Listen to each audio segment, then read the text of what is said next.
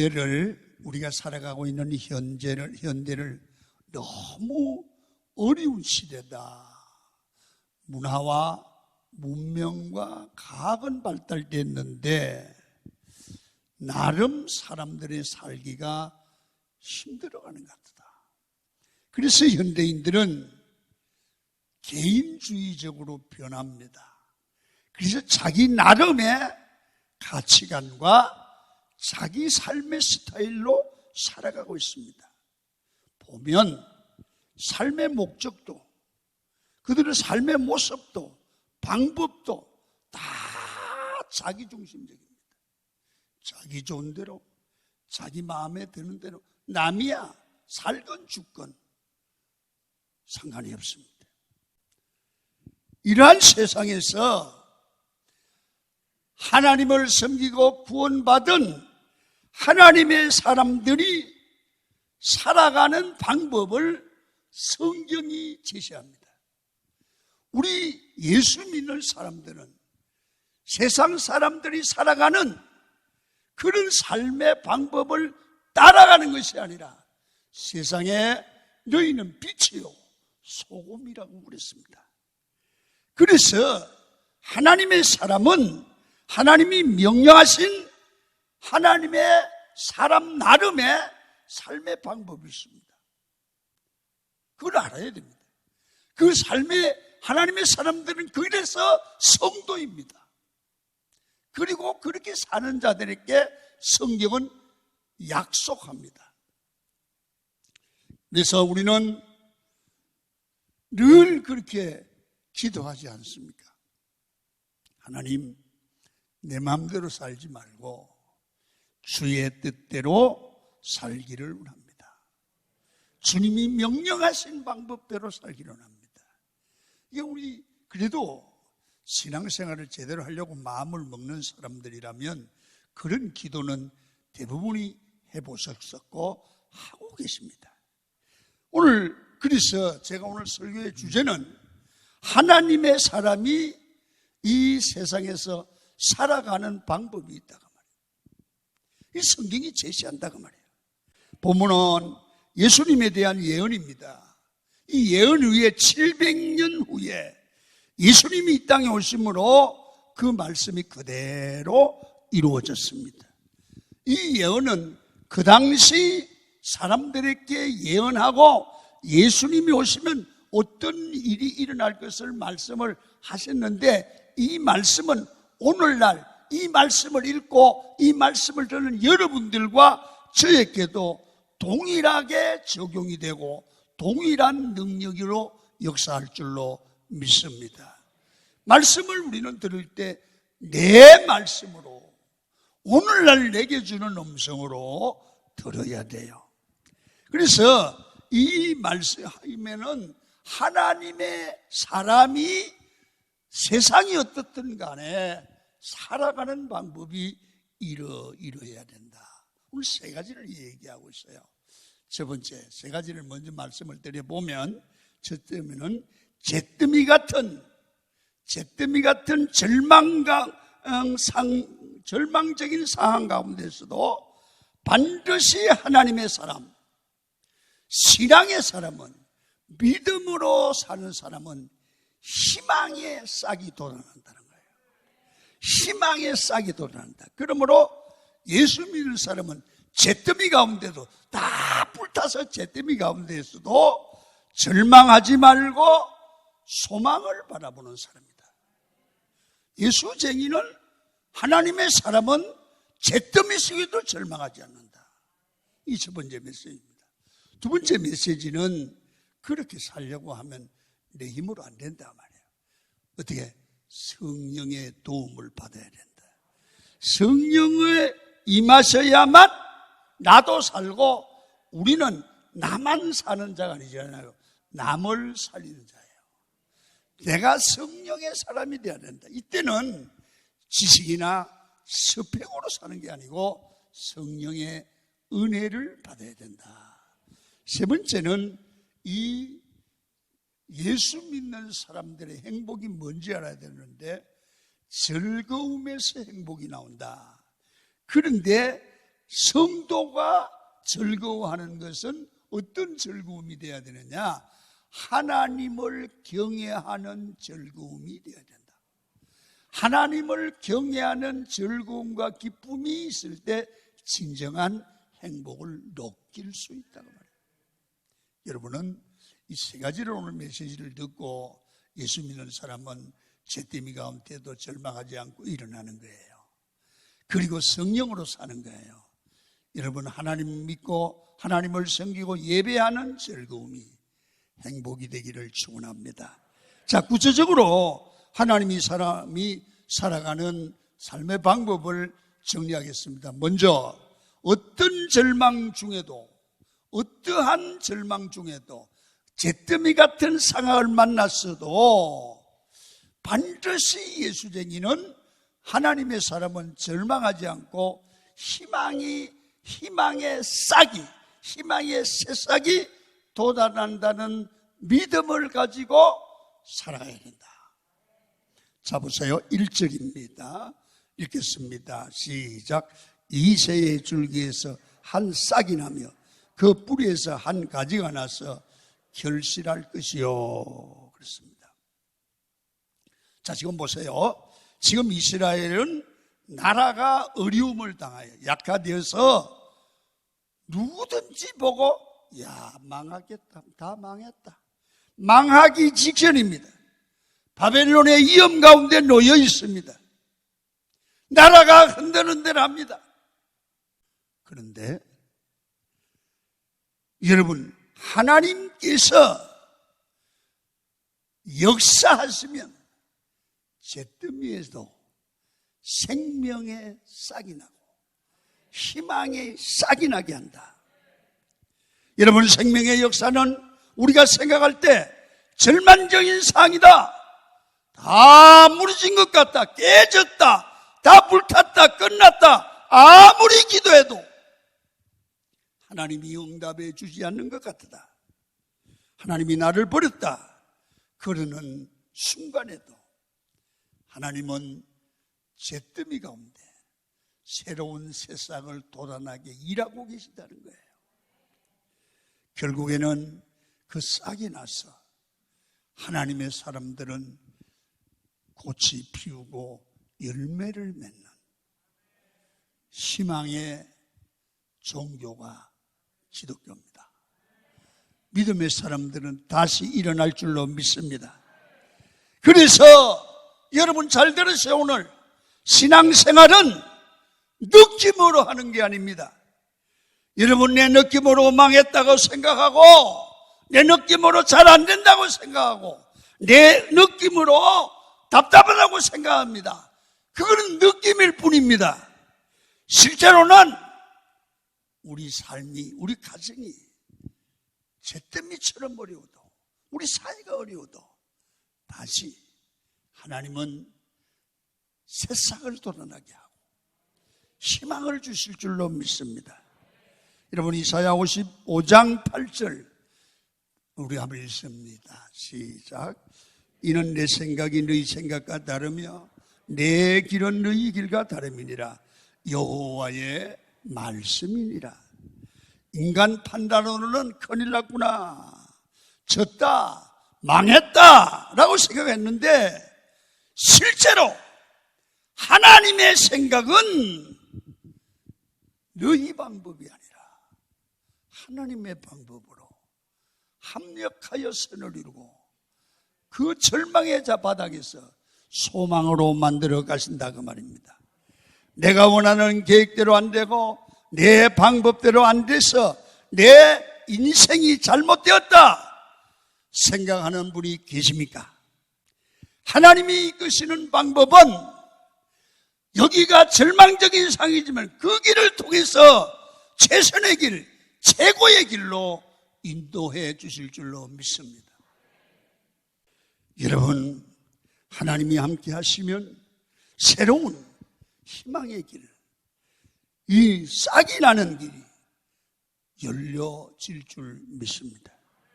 때로는 매도당하기도 하고 억울한 일을 만나기도 하고 어려움을 겪지만 하나님이 함께 하시면 거기에서 새로운 기적의 역사가 일어날 줄 믿습니다. 성도는 내 생각으로, 내 감정으로 판단하면 안 됩니다. 내 생각으로 결론 내리지 마십시오. 왜냐하면 하나님은 반드시 여러분의 인생을 좋은 길로 인도할 줄로 믿습니다. 이 환경을 시각에 따라 이게 좋게 보일 수도 있고 나쁘게 보일 수도 있습니다. 여러분, 이 모닥불을 붙이려고 하면 바람이 확 불면 꺼집니다. 그때 바람은 나쁜 것이라고 생각할 수 있죠. 그건 내 판단입니다. 반면에 불이 활활 타고 있는데 더 태워야 할 때는 바람이 불면 더 잘 탑니다. 잘 탑니다. 그때는 바람이 좋게 보입니다. 여러분, 똑같은 바람입니다. 필요할 때는 더 좋게 보이고 내가 필요 없을 때 나쁘게 보이는 건 잘못된 시각이잖아요. 여러분, 좋고 나쁜 것을 내가 판단하는 것은 모든 것이 내가 기준이라는 겁니다. 세상 기준으로 나쁜 사람도 나한테 잘 해주면 좋은 사람이라고 그러잖아요. 나한테 잘못하면 나쁜 사람이 되는 거예요. 그건 내 판단이에요. 여러분, 신앙은 옳고 그름의 판단의 기준은 하나님입니다. 하나님. 내가 옳다고 생각했던 것이 나중에는 나를 무너뜨리는 것이 될 수도 있고, 내가 바르다고 생각했던 것이 내가 죄인으로 드러날 때가 얼마나 많습니까? 내 판단은 항상 옳지 않습니다. 여러분, 나와 함께 하시는 하나님은 좋으신 하나님인 줄로 믿습니다. 합력하여 선을 이실 줄로 믿습니다. 하나님은 늘 우리에게 좋은 것을 주시는데 내 눈으로 보기는 고난의 길 같아요. 내게 손해를 주는 것 같아요. 그래서 당장 원망할 수 있거든요. 여러분, 두고 보십시오. 그 고난이, 그 원망스러운 일들이 나중에는 합력하여 선을 이루고 좋은 것을 우리에게 이루어지게 만드는 동기가 되는 거예요.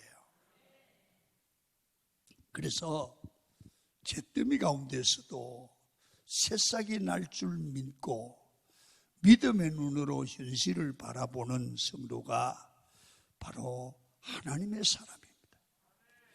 여러분, 진정한 하나님의 사람의 태도가 어떻게 돼야 됩니까?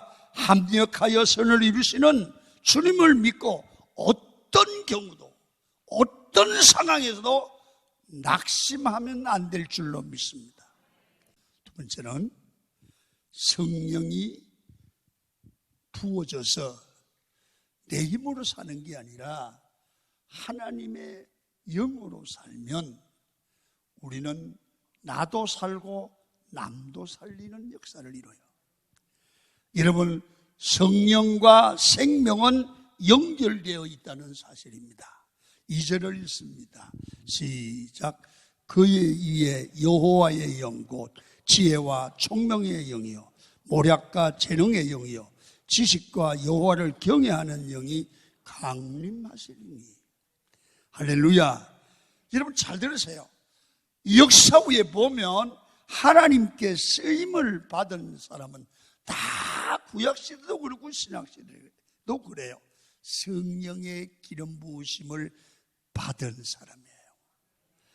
여러분, 출애굽기 36장 1절에 보면 성막을 만들 때도 이렇게 말씀을 한번 읽어봐요. 시작. 부살렐과 올리압과 및 마음이 지혜로운 사람 곧 하늘 여호와께서 지혜와 총명을 부어사.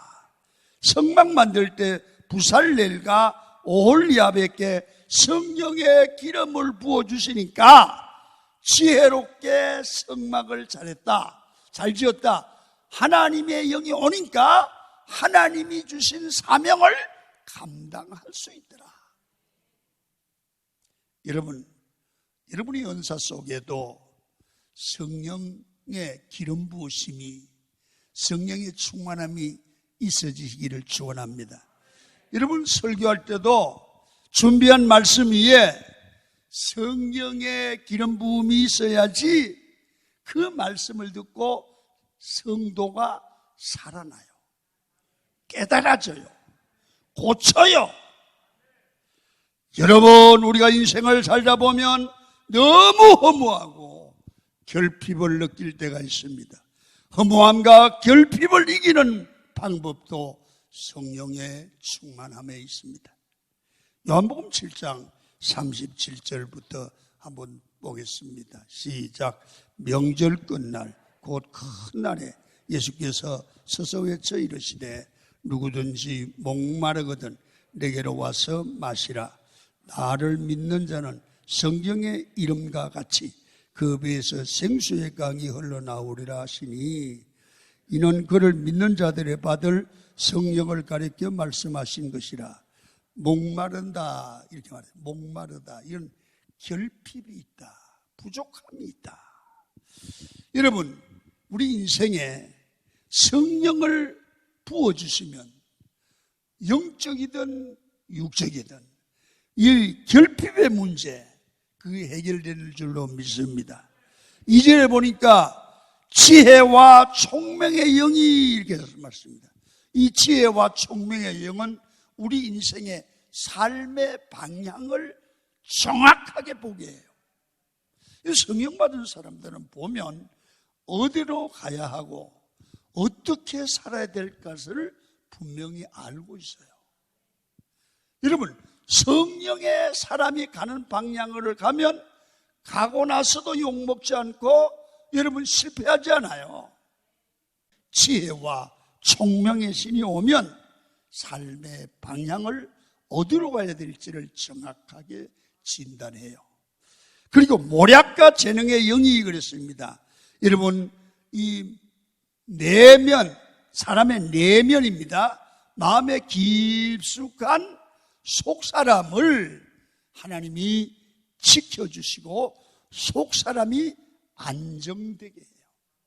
지식과 여호와의 영, 이건 바른 관계로 인도해 준다고 그래요.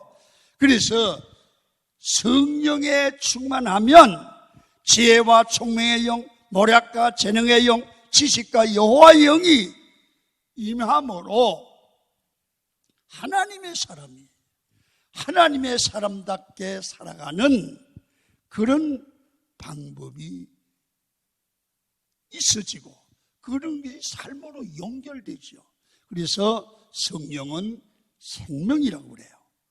내가 아무리 신앙생활을 오래 했어도 성령이 없으면 능력이 없고요. 살리는 인생이 되지 못하고요. 자기 인생 관리도 잘 안 돼요. 하나님의 사람들은 말씀대로 믿고 순종하는 삶을 사는 게 복입니다. 성령의 기름 부음이 없으면 절대로 하나님의 말씀대로 순종할 수 없습니다. 내 힘으로는 순종이 안 된다는 거예요. 알면서도 안 된다는 거예요. 성령의 기름 부음이 없이는 절대로 여러분 하나님의 말씀대로 순종할 수도 없고 또 사람을 살릴 수도 없기 때문에 그게 복이 될 수는 없잖아요. 진정한 하나님의 사람이 되려면 성령에 충만해야 해요. 말씀과 기도로 날마다 거룩해지고 성령의 인도하심대로 살아가기를 축원합니다. 내 생각과 내 판단 위에 성령이 부어져야만 생명을 살리는 인생으로 살아갈 수 있는 거예요. 진정한 하나님의 사람은 무엇을 하든 성령의 기름 부음이 있어서 하는 거예요.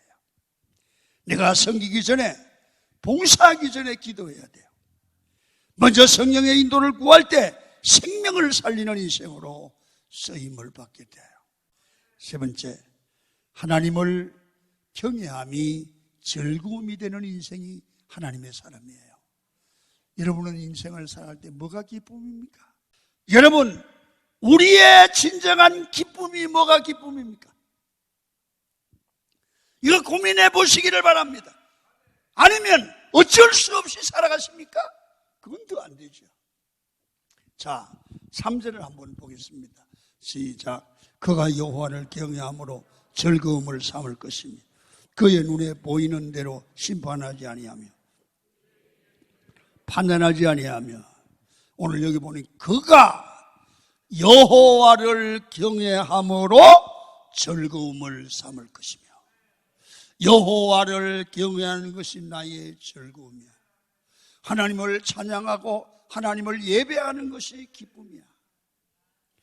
여러분, 신앙의 절정은 하나님이 마음에 심겨주신, 하나님이 주신 행복, 하나님이 주신 즐거움이 있을 때 이 사람은 인간의 최고의 위치에 온 거예요. 여러분, 돈으로 행복한 거 오래 못 가요. 여러분, 세상의 향락과 놀이로 가진 즐거움은 하루밖에 못 가요. 여러분, 먹는 것의 즐거움은 그 시간만 즐거워요. 여호와를 경외하고 하나님이 마음에 심겨준 기쁨은 샘솟는 기쁨이 돼요. 이 사람이 진정한 행복이에요. 신앙은 자발적으로 기쁨으로 섬기는 것이 되어야 되고, 하나님이 그런 신앙을 좋아합니다. 내 인생에서 즐거움이 회복되기 위해서는 내가 진짜 좋아하는 것이 무엇인지 알아야 됩니다. 내가 진짜 좋아하는 음식을 먹으면 그 시간에 행복하죠. 진짜 힘들 때 좋은 친구를 만나면 위안이 되죠. 우리가 능력 있는 하나님의 사람이 되려면 주일날마다 하나님 앞에 나와서 예배할 때, 찬송할 때 기뻐야 돼요. 설교 들을 때 내 말씀이 돼서 기뻐야 돼요. 예배가 하나님의 임재 체험을 하고 예배의 감격에 날마다 젖는 사람이 행복한 사람이에요. 행복은 큰 것이 아니라 사소한 것에서 나오는 것입니다. 여러분, 우리 삶에서 하나님을 경외하는 즐거움이 어떻게 생기는 겁니까? 여러분, 새벽기도 끝나고 내 삶의 현장으로 나가야 합니다. 그리고 믿지 않는 사람과 치열하게 부딪히면서 생활을 하셔야 됩니다. 마귀의 영과 영적 싸움도 벌려야 됩니다. 부지런히 일도 하셔야 됩니다. 자, 한번 4절 읽도록 하겠습니다.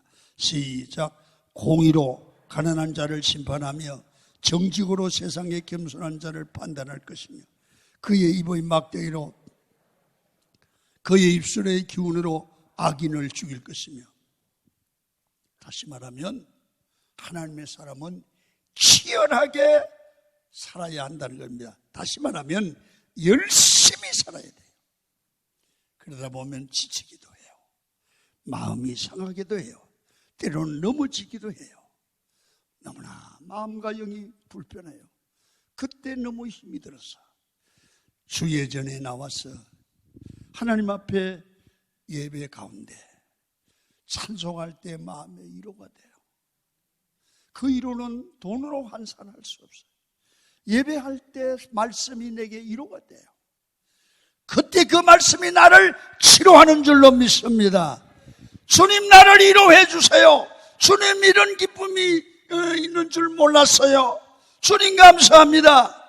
하나님을 예배하는 기쁨, 거기서 받는 위로, 예배를 통하여 세임을 받고 나가는 그 성도의 힘, 이게 행복이에요. 진정한, 세상이 어려도 진정한 하나님의 사람으로 살아가는 방법이 무엇입니까? 하나님의 사람에게는 잿더미에도 희망의 새싹이 돋아납니다. 여러분, 항상 성령 충만을 구하십시오. 그리고 치열한 삶을 통해서 지친 몸과 마음으로 하나님 앞에 예배를 드릴 때 하나님을 섬기는 기쁨, 여호와를 경외하는 기쁨, 예배의 감격에 살아가는 여러분이 되기를 주의 이름으로 축원을 드립니다.